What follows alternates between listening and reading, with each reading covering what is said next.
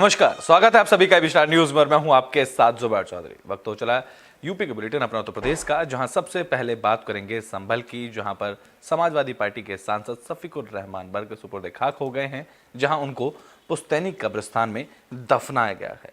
तो समाजवादी पार्टी से सांसद रहे डॉक्टर शफीकुर रहमान बर्क को सुपुर्द खाक कर दिया गया है। उन्हें उनके पुश्तैनी कब्रिस्तान में दफनाया गया है। इस मौके पर बड़ी संख्या में लोग उनके जनाजे पर को कंधा दे रहे थे, जहां भारी भीड़ को देखते हुए पुलिस प्रशासन ने खासा इंतजाम किए थे। बता दें कि शफीकुर रहमान बर्क ने 93 साल की उम्र में मुरादाबाद के निजी अस्पताल में अंतिम सांस ली थी। वो लंबे समय से बीमार चल रहे थे, जिसके बाद उन्हें अस्पताल में भर्ती कराया गया। उनके निधन के बाद उनके पार्थिव शरीर को संभल लाया गया, जहां एक निजी बैंकेट हॉल में उनका पार्थिव शरीर अंतिम दर्शन के लिए रखा गया था। इस दौरान बड़ी संख्या में लोग उनके पार्थिव शरीर के अंतिम दर्शन करने के लिए पहुंचे, जिसके बाद डॉक्टर शफीकुर रहमान बर्क को सुपुर्द खाक किया गया, जहां उनके पुश्तैनी कब्रिस्तान में ही उन्हें दफनाया गया। इस दौरान मौके पर बड़ी संख्या में लोग उनके जनाजे में कंधा देने के लिए शामिल हुए।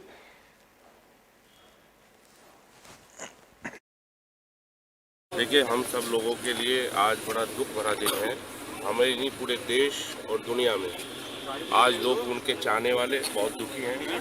मैं देख रहा था जब यहाँ आया था, सब दुकानें बंद हैं। लोगों ने अपना एक महबूब नेता आज खोया है और हम लोगों के लिए ये बहुत दुख भरा दिन है। हम उनको खिराज अकीदत पेश करते हैं और अल्लाह ताला से ये दुआ करते हैं कि अल्लाह उनकी मग़फ़िरत फरमाए और जन्नतुल फिरदौस में आला मकाम दे। डॉक्टर साहब के लिए मैं दुआ करता हूँ, अल्लाह उनको जन्नतुल फिरदौस में आला मुकाम अता फरमाए और उनके पसमानदगान को अल्लाह सब्र जमील अता फरमाए। बुलेटिन में बात अब पूर्व सांसद जयप्रदा की कर लेते हैं, जिन्हें भगोड़ा घोषित किया गया है। साथ ही एमपी एमएलए कोर्ट ने उनके गिरफ्तारी के आदेश दिए हैं। तो यूपी के रामपुर से बड़ी खबर सामने आई। रामपुर से पूर्व सांसद और एक्ट्रेस जयाप्रदा को एमपी एमएलए कोर्ट ने भगोड़ा घोषित कर दिया है। चुनाव आचार संहिता उल्लंघन से जुड़े मामले में कोर्ट ने जयाप्रदा को फरार घोषित किया है। पुलिस को जयाप्रदा को गिरफ्तार कर 6 मार्च को कोर्ट में हाजिर करने का आदेश भी दे दिया गया है, जहां एमपी एमएलए कोर्ट के सीनियर प्रोसिक्यूशन अफसर अमरनाथ तिवारी ने बताया कि पूर्व सांसद जयाप्रदा के खिलाफ साल 2019 में चुनाव आचार संहिता के उल्लंघन का मामला दर्ज किया गया था। इसी मामले में उन्हें भगोड़ा घोषित किया गया था। बता दें कि जयाप्रदा पर आचार संहिता उल्लंघन के 2 मामले कैमरी और स्वार थाने में दर्ज किए गए थे। एमपी एमएलए कोर्ट ने मामले को लेकर कई बार जयाप्रदा को समन जारी किया, लेकिन वो हाजिर नहीं हुई। उसके बाद अलग अलग तारीखों पर उनके खिलाफ 7 बार गैर जमानती वारंट जारी किया गया, लेकिन पुलिस भी उन्हें हाजिर नहीं कर सकी। पुलिस ने कोर्ट में दाखिल अपने जवाब में कहा है कि जयाप्रदा खुद को बचा रही हैं और उनके सभी ज्ञात फोन नंबर भी बंद हैं, जिसके बाद कोर्ट ने जयाप्रदा को भगोड़ा घोषित कर दिया। श्रीमती जयप्रदा नाटा के विरुद्ध चुनाव आचार संहिता उल्लंघन से संबंधित मामला थाना कैमरी और थाना स्वार पर वर्ष 2019 में पंजीकृत हुआ था, जिसकी विचारण विशेष न्यायिक magistrate MP MLA court Shri Shobhit Bansal ji के न्यायालय में चल रहा है। उस पत्रावली 313 में नियत चल रही थी। विगत तिथियों में अभियुक्ता श्रीमती जयप्रदा नाटा उपस्थित नहीं आ रही थी, जिसपे माननीय न्यायालय के द्वारा एनबीडब्ल्यू जारी किया गया था। श्रीमती जयप्रदा नाटा के विरुद्ध चुनाव आचार संहिता उल्लंघन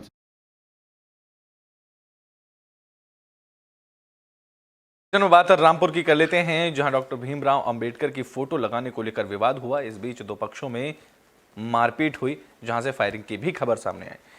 तो रामपुर में बाबा साहेब भीमराव अंबेडकर के चित्र का बोर्ड फोटो लगाने को लेकर 2 पक्षों में लड़ाई हुई, जहां विवाद में फायरिंग में एक दलित युवक की मौत हो गई, वहीं 2 लोग घायल हुए हैं। ये मामला मिलक थाना इलाके के सिलाईबाड़ा गांव का बताया जा रहा है।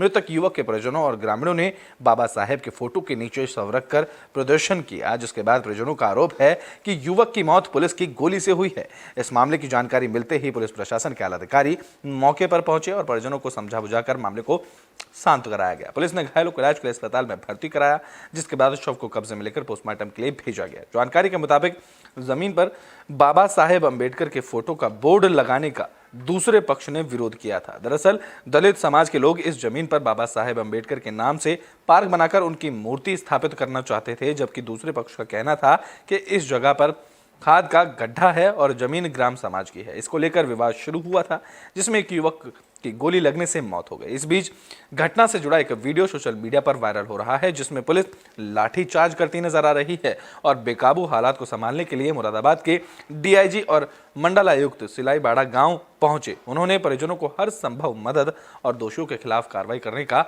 आश्वासन दिया है। इनकी देन है आज।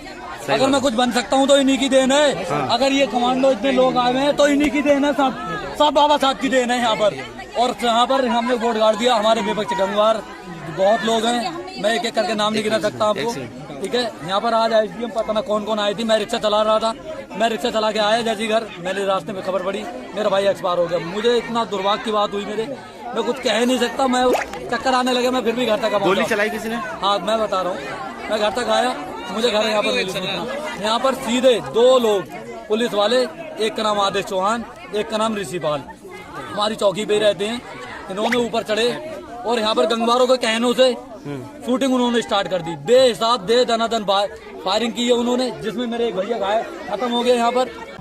दरअसल यहाँ पे खाद के गड्ढे की एक ज़मीन थी, जिसको बीच में पाट कर समतल किया गया और उसके बाद वहाँ पर यहाँ पे लोगों की मांग थी कि यहाँ अम्बेडकर जी की प्रतिमा स्थापित की जाए या पार्क बनाया जाए। उसको लेकर शिकायत हुई थी, जिसपे प्रशासन ने यहाँ पर कार्रवाई के लिए भेजा था और वहाँ पर क्या घटना हुई इन सब की जांच होगी। लेकिन इस बीच में जैसा कि तहरीर भी दिया है परिवार ने कि गोली चली और उसमें एक बच्चे की मृत्यु हो गई। उसमें इस पूरे घटनाक्रम पे इसीलिए मैं स्वयं आया, इस पे जांच भी की जाएगी। जो परिवार की तहरीर है और मांग है वो हमें प्राप्त हो गई है, उन सब पे कार्रवाई की जाएगी। जो भी इसमें दोषी पाया जाएगा सब पे कड़ी कार्रवाई।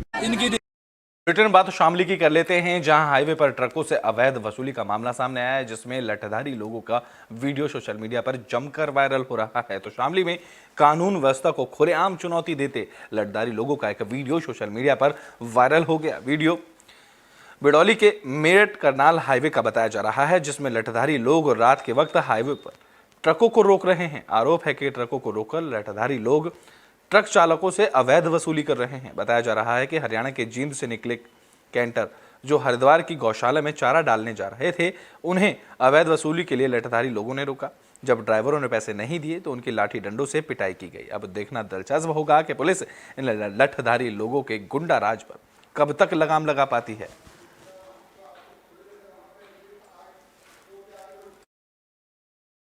देखिए, एक वीडियो जो है सोशल मीडिया पर जो है फ़िलहाल वायरल हुआ है, जो बिडौली क्षेत्र का जो है बताया जा रहा है। और इसमें कुछ ट्रक ड्राइवर्स हैं और वहाँ पर कुछ व्यक्ति हैं, जिसमें से 1-2 के हाथ में लाठियाँ हैं और वो कुछ वसूली के जो है उस प्रकार के उसमें वीडियो में जो पता चल रहा है। इस संबंध में तत्काल जो है थाना प्रभारी को जो है मौके पर भेजा गया है और इसमें जो है आवश्यक कार्रवाई हेतु निर्देशित किया गया है। इसमें यदि किसी प्रकार की अवैध वसूली है तो इसमें तत्काल जो अभियोग पंजीकृत कर इसमें विधिक कार्रवाई की जाएगी। सर, क्या कोई इस तरीके का नियम होता है कि कोई अगर पंचायत का या किसी भी तरह का ठेका आता है, लाठी डंडों से वसूली की जा सकती है उसमें? देखिए, इसमें यदि किसी प्रकार का जो है कोई भी अवैध कृत्य किया गया है तो उसमें नियमानुसार जो भी अभियोग पंजीकृत करके विधिक कार्रवाई होगी वो अनिवार्य रूप से की जाएगी। ठीक। बात शाहजहांपुर की कर लेते हैं, जहां पर बीजेपी की तरफ से लाभार्थी जनसंपर्क अभियान चलाया गया। तो शाहजहांपुर में लाभार्थी जनसंपर्क अभियान शुरू किया गया है। मेयर अर्चना वर्मा और बीजेपी महानगर अध्यक्ष शिल्पी गुप्ता ने अभियान का शुभारंभ किया। बिजलीपुरा वार्ड नंबर संख्या 38 में लाभार्थियों के घरों पर जाकर सरकारी योजनाओं के पत्र बांटे गए, साथ ही मोदी की गारंटी से जुड़े पोस्टर भी चिपकाए गए। इस दौरान लाभार्थियों को बीजेपी से जोड़ने का भी काम किया गया, जहां जनसंपर्क अभियान के दौरान लोगों ने अपनी समस्याएं प्रतिनिधियों को बताएं, जिस पर मेयर ने अधिकारी को फोन कर तत्काल समस्याओं का समाधान करने के निर्देश दिए। तो वहीं हनुमत धाम मंडल अध्यक्ष दिलीप गुप्ता ने कहा कि यूपी में बड़ी संख्या में लाभार्थी हैं, जिन्हें केंद्र और राज्य सरकार की योजनाओं का लाभ बिना भ्रष्टाचार और बिचौलियों के बिना मिला है।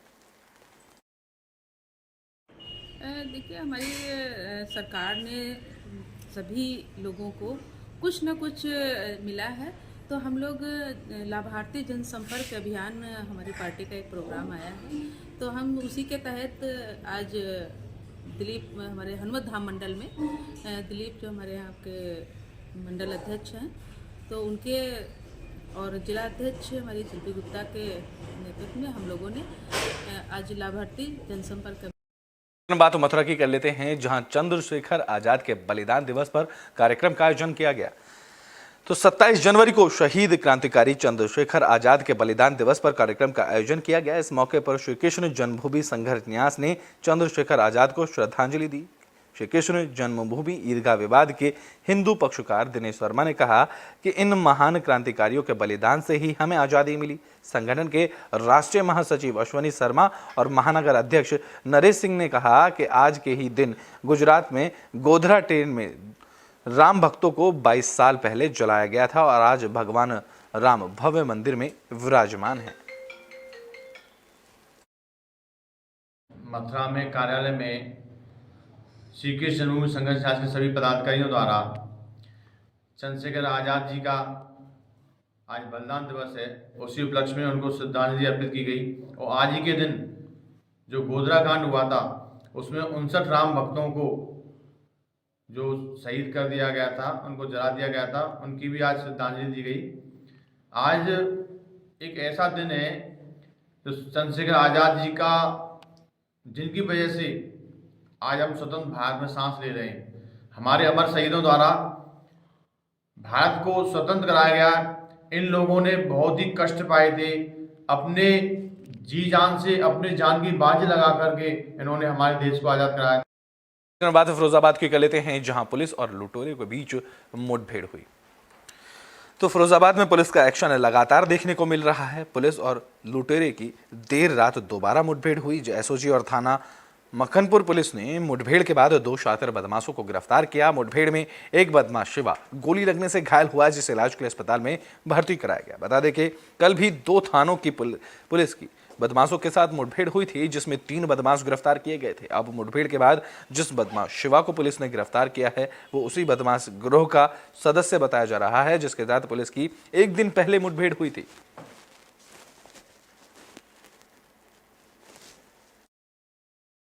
देखिए, अभी रात्रि लगभग 12 बजे के आसपास सीओ शिकोहाबाद और एसओ मक्खनपुर की टीम बिल्टीगढ़ चौराहे पे चेकिंग कर रही थी।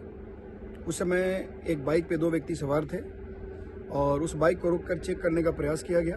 वो रुके नहीं, भागे और उन लोगों ने हमारी टीम पे अटैक भी किया।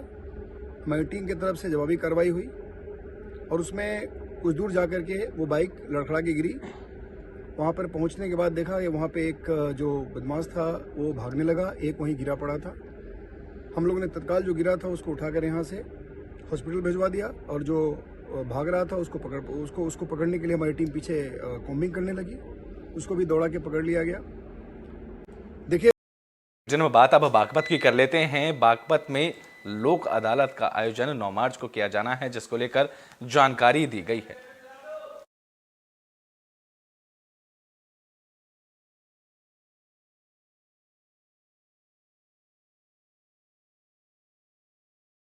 में 9 मार्च को लोक अदालत का आयोजन किया जाना है।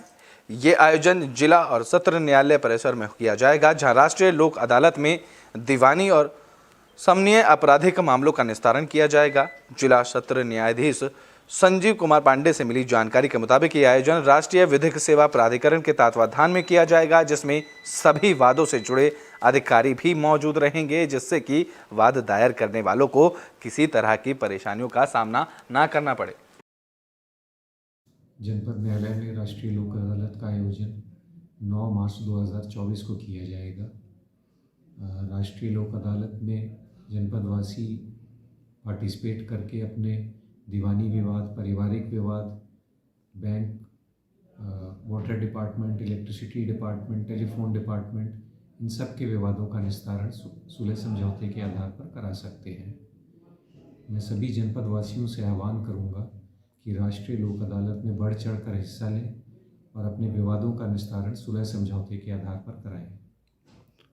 सर, कुछ केस जो है बहुत पुराने पेंडिंग पड़े हैं, वे लोक अदालत पर क्या वे भी सुने जाएंगे? हमारा प्रयास ये है कि लोक अदालत में जो पुराने केसेस हैं उनका निस्तारण सुलह समझौते के आधार पर कराया जाए।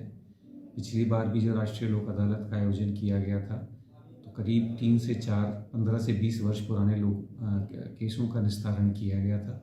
इस बार भी हमारा यही प्रयास है। ये प्रयास हमारा तभी संभव हो पाएगा अगर जनपदवासी आगे आकर सुलह समझौते के आधार पर वादों का निस्तारण करने में हमारे साथ सहयोग करें। में बात मुजफ्फरनगर की कर लेते हैं, जहां डॉक्टर ने युवती के साथ दुष्कर्म की वारदात को अंजाम दिया। तो मुजफ्फरनगर में एक डॉक्टर पर नाबालिग लड़की के साथ दुष्कर्म करने का आरोप लगा है। जानकारी के मुताबिक लड़की क्लिनिक पर दवाई लेने गई थी। इसी दौरान डॉक्टर ने लड़की के साथ दुष्कर्म की वारदात को अंजाम दिया। साथ ही डॉक्टर ने शिकायत करने पर लड़की को जान से मारने की धमकी दी और मौके से फरार हो गया। पीड़ित लड़की ने घर पहुंचकर परिजनों को मामले की जानकारी दी, जिसके बाद परिजनों की शिकायत पर पुलिस ने मुकदमा दर्ज किया और आरोपी डॉक्टर की गिरफ्तारी के लिए पुलिस ने कई टीमें भी गठित की।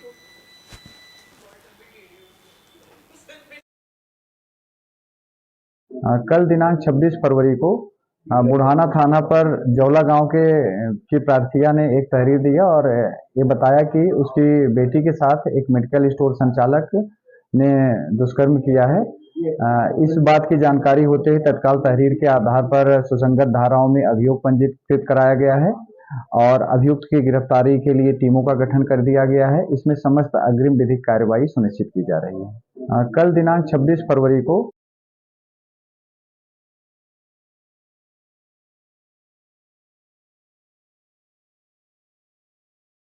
में बात फिरोजाबाद की कर लेते हैं, जहां टटलू गैंग का आतंक देखने को मिल रहा है। बता दें कि यहां बुजुर्ग दंपति को टटलू गैंग ने शिकार बनाया है। तो फिरोजाबाद में टटलू गैंग ने बुजुर्ग दंपति को निशाना बनाया। यह मामला शुकोहाबाद थाना इलाके के हाईवे का है, जहां पहले टटलू गैंग के बदमाशों ने एक बुजुर्ग दंपति को कार में बिठाया और फिर लूट की वारदात को अंजाम देकर बुजुर्ग दंपति को रास्ते में ही उतारकर मौके से फरार हो गए। जानकारी के मुताबिक NH2 हाईवे पर बुजुर्ग दंपति को कार में बैठाकर बदमाशों ने उनके नकदी और सोने की अंगूठी लूटी। अब देखना दिलचस्प होगा कि पुलिस टटलू गैंग के बदमाशों को कब तक गिरफ्तार कर पाती है। यूपी के बुलेटिन अपना उत्तर प्रदेश में भी के लिए बस इतना ही। देश और दुनिया की तमाम खबरों के लिए देखते रहें AB स्टार न्यूज।